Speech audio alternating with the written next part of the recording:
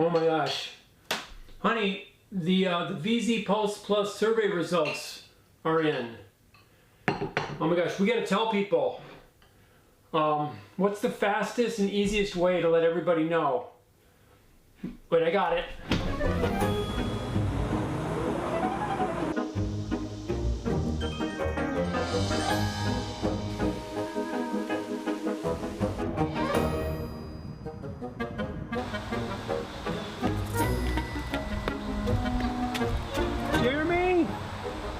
Jeremy Godwin! Oh, Dave? Is that you? Costa Rica? What are you doing here? Dude, you've got the wrong house. Oh, I need Jeremy. Jeremy's on vacation anyway. Katie's hosting. Oh, Katie was the one who sent me the original email, so I guess we're all good. You mind if I maybe just rest here for a sec?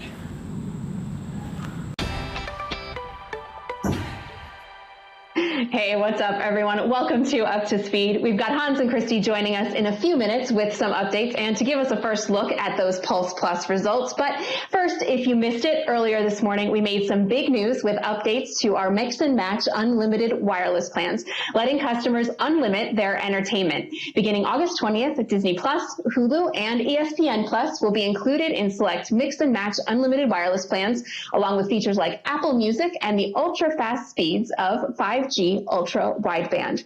Our own Andy Choi caught up with VCG marketing leader Frank Bulbin earlier to learn more. Take a look.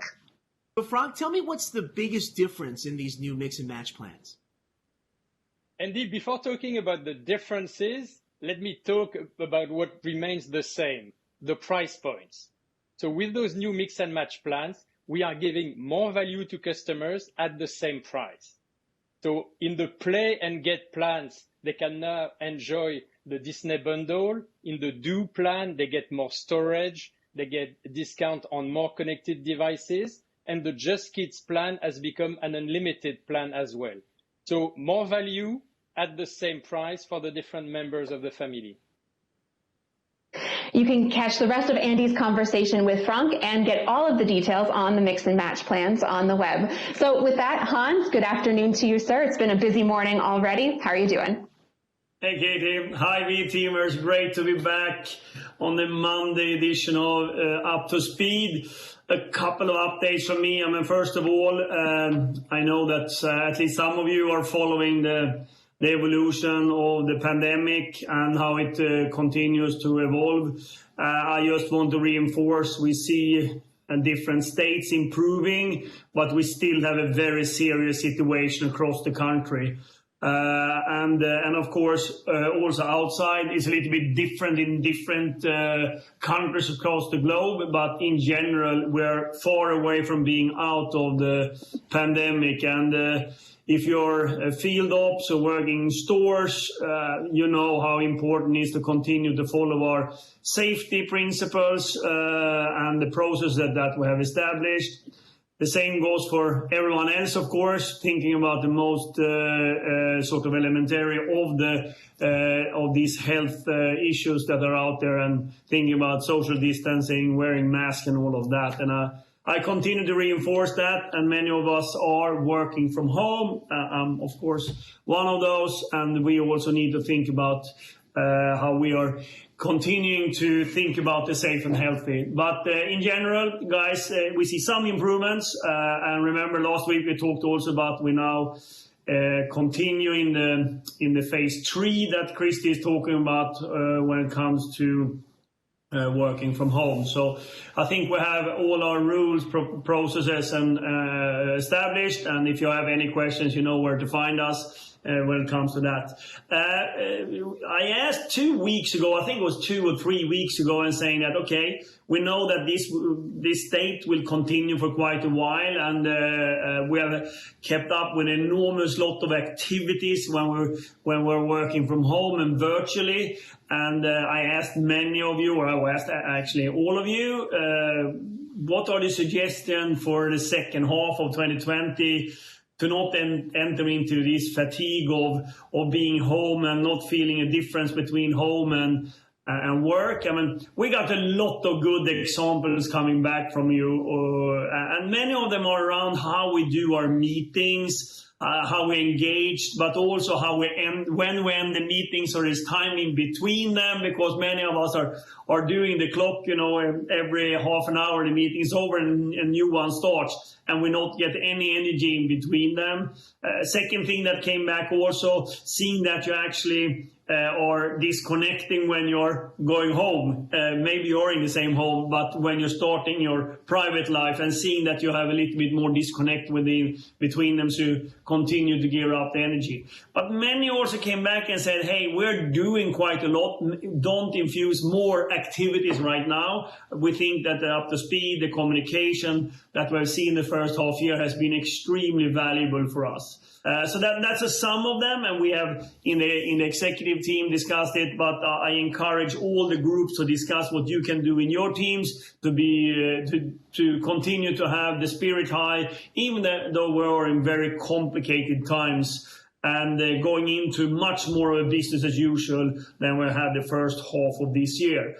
Speaking about that, and speaking about business as usual, great to see Mix and Match continue their evolution with the new entertainment package. And as Frank said, it's the same price. Now we have ESPN Plus, we have Hulu and Disney Plus going into the school season and to the sort of the second half of this year, as good addition to our portfolio to see that we attract even more customers. And of course, enlighten or delighten our existing customers. The executive team this week, just have a broad agenda of reviews of all our strategic execution for the second half. Today we're doing the review of our One Fiber project. We're doing a review of our 5G home or fixed wireless access. We're doing a review of the 5G mobility and the 5G mobile edge compute. All of these important strategic initiatives that we have for this second half that we're reviewing today. So we're in the midst of that. This is just a short break in between all those long meetings, but extremely important for the success for the company. Finally, we saw the precursor. How are we gonna inform everyone about the result of the Pulse? Of course, Christy is on, and she will give you all the details. On the high level, first of all, I'm very pleased that we got 115,000 of the V-teamers to respond to the Pulse Plus.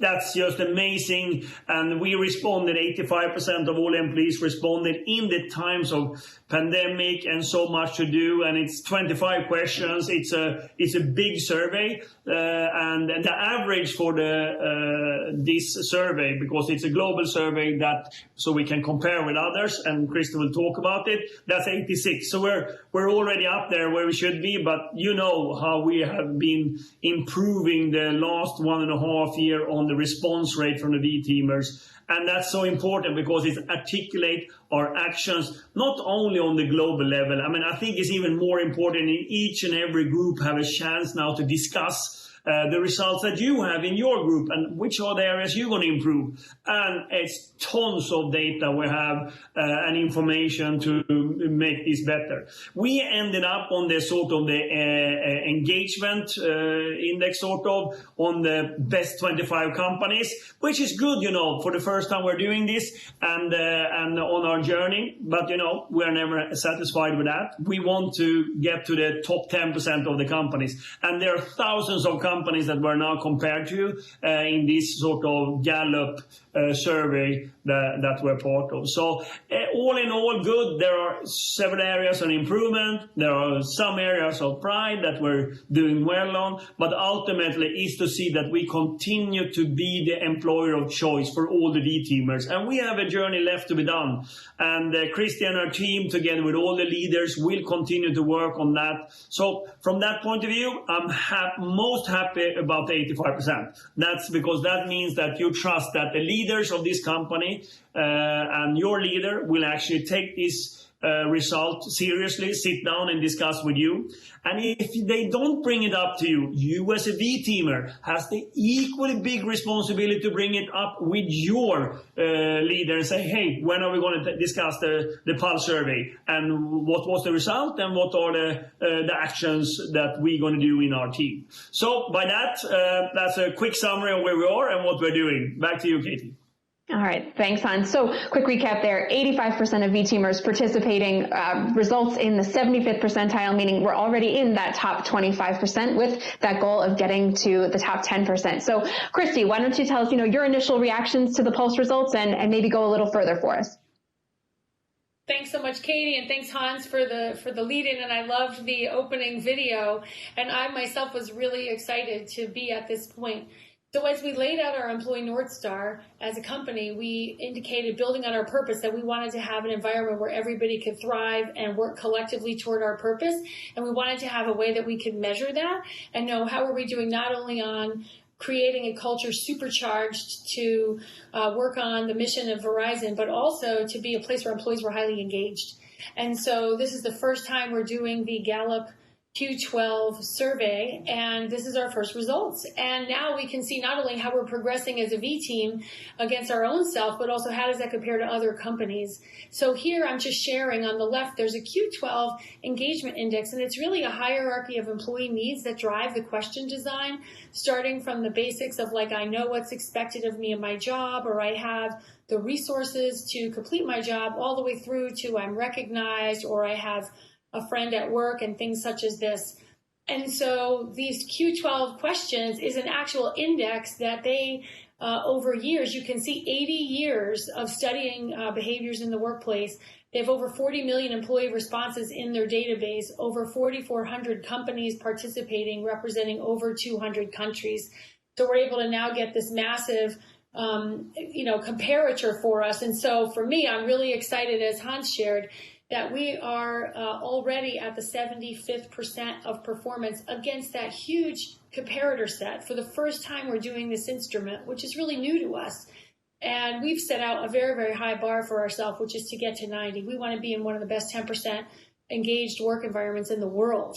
So let me break it down a little farther. If you go to the next slide, you can see that in this Q12, we have these questions that are asked. And what you can see first is the questions start at the bottom, dealing with things like expectations, materials. I have the means to do my best in my job, all the way up to progress, learning and growing, and overall satisfaction, and many things in the middle.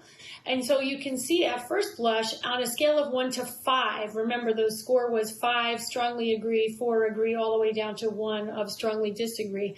First, our scores are really high.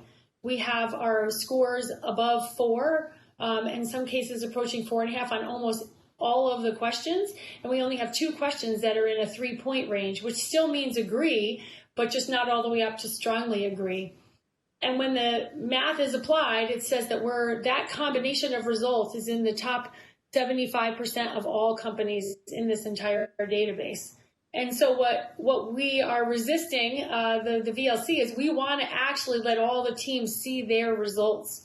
So Katie, this Friday, if you go to the next page, this Friday, all of supervisors, if you have more than 5 people on your team, you're going to be able to go into the dashboard and see these results for your actual team. And you're going to be able to share those. And the tool itself is going to give you some suggested areas of focus based on these thousands and millions of data points in the database. And each team will be asked to create their action plan. And then the VLC and Hans and I will be able to share back with the V-teamers what all of our employees and their work teams feel are the areas of focus that they need to work on. And so that's some of what's very exciting. In addition to the Q12, we also did ask questions, Katie, about our leadership principles that weren't covered in the Q12, our culture, our values, and how empowered our employees felt. And we asked an open-ended write-in question. So we have a team that we're partnering with at Gallup who is still also doing deep analytics on that for us. And so I would say this is just the opening insight into the results. And we are thrilled to have 115,000 V-teamers give us their input. and we want to take all their comments very seriously. And we know to get to that 90th percentile, Katie, we have to be like rarefied air, best of the best in the world. This is our great to fantastic journey. And we need each team to now think about what does it mean for them. And we'll be back to report out on how that unfolds over the next few weeks. All right. Thanks so much, Christy, and look forward to hearing more over those coming weeks. So some other updates for you today before we turn it back to Hans and Christy for final thoughts. As we continue to strengthen our engagement, we want to identify opportunities that bring us together for the greater good and harness the collective strength of the V team. So if you'll go ahead and take this next slide, guys. So August 28th marks the 57th anniversary of the March on Washington, where Dr. Martin Luther King delivered his iconic I Have a Dream speech. While we've yet to realize Dr. King's dream of equality, we have the opportunity to pave the way for progress, and it starts with one step forward together. On August 28th at noon Eastern, we'll yield our time for Up to Speed Live to host a company-wide virtual March on Washington in partnership with our BOLD ERG. All V-teamers who participate will contribute to our company-wide goal of 2.5 million volunteer hours by 2025. You can sign up through the volunteer portal. For V-teamers outside of the U.S., you can sign up and complete the walk at 12 p.m. local time so you can join us in solidarity. And we'll work with our frontline teams so that anyone who wants to participate is able to do so. And on the next slide, some other great news to share with you today. We have been named by Forbes as a best employer for women. This is after Forbes awarded us top honors for our response to COVID-19. We continue to be recognized by the best measures in the industry because we're committed both in action and practice to shape a more equitable and inclusive workplace. And we'll continue to reinforce and strengthen our gender equality practices so that women have the correct support systems to thrive both personally and professionally.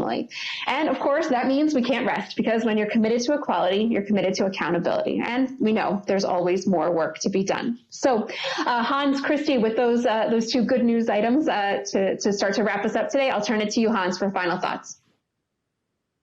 Thank you very much, Katie, and great to hear all the things we're doing as a company. I mean, in summary, I think coming back to the Pulse, I think it's an extremely important tool for us in the stakeholder management. We have to have the voice from all the employees and to take the right actions as a company. And I'm really happy that we now have a tool that will give us that. And I'm also really happy that so many of the V-teamers are responding to it. So let's now use that to be even better as a company and see that we all think this is the best workplace we can be at. Remember what I usually tell you to talk about at your dinner table to your friends, etc.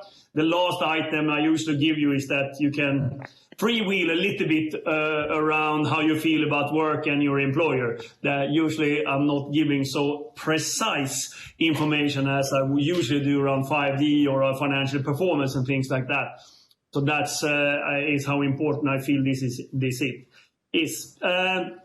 On another point, and I mentioned last week that we continue, of course, working hard with all the crises we have, the pandemic, seeing that we're doing right there, the economical downturn, which is impacting different parts of our society, not only here in the US, in the rest of the world as well, and seeing that how we meet our customers in that moment. And then finally, of course, the racial injustice that we have seen so accentuated the last couple of months here. And speaking about that, I spoke that I'm reaching out to all the organizations that we donated the money to, and I speak to all the leaders of them in order to listen more and see what more they think we should do as a corporation, as a responsible corporation, to make this much more fair and equitable sort of situation for all, whoever you are and wherever you come from. I think a couple of things that is coming out from those conversations. One is financing for minority-owned businesses, black minority-owned businesses. How can we work with that? I know my treasury team is working to see if there are things we can do in order to support that.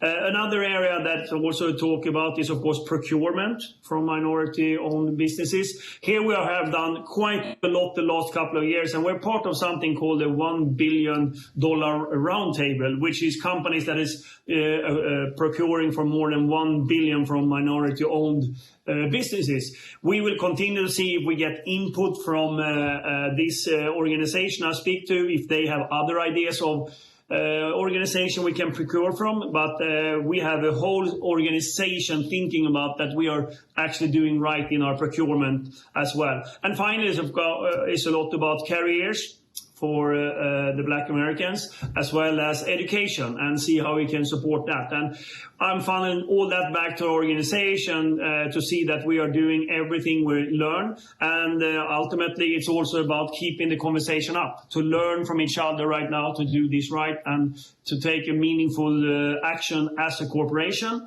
but also as individuals. So I'm just reporting that back. I've talked to 3 of the 6 organizations we have donated to, so I have 3 left, and I'm going to talk to all of them and see that we understand what they're going to do with the money, but also what the expectation they have on us as an organization, and what more can we learn from them, what more can we do. I just want to end by thanking all of you for engaging in that conversation, but also thanking you for all the great work you're doing. All the V-teamers are hanging in there and doing a great job in unprecedented times, as I usually speak about. So, back to you, Katie. All right. Thanks so much, Hans. Christy, any final thoughts from you as we wrap up our special Pulse Plus edition of Up to Speed here? I'm just looking forward to supervisors on Friday being able to go into the dashboard and start to digest their results, share them with their teams, and think about what they would like to have as their action plan, because we know through empowerment and having everybody in the company participate, that's what it will take to unlock our North Star. So I just want to say thank you so much and look forward to talking about it over the next few weeks. All right. Thanks so much, Christy. And a few other items before we wrap up the show for today. So in addition to the March on Washington that we told you about a little bit earlier, V-teamers also have the opportunity to help make sure all voices are heard and represented by participating in a text bank as part of the Leadership Conference on Civil and Human Rights campaign Census Counts. Participants will connect via text to encourage historically underrepresented community members to complete the census before the upcoming September 30th deadline. We've got all of the details for you on that program on the web. And finally, next slide, please. At 1:30 p.m. Eastern, join our own Kate J as she goes live with AccuWeather to talk about the best storm preparation tips for an already active hurricane season. You can check that out on Twitter at Verizon News. And with that, that will wrap it up for us today on this Monday. Have a great day, everyone. Until next time, you're up to speed.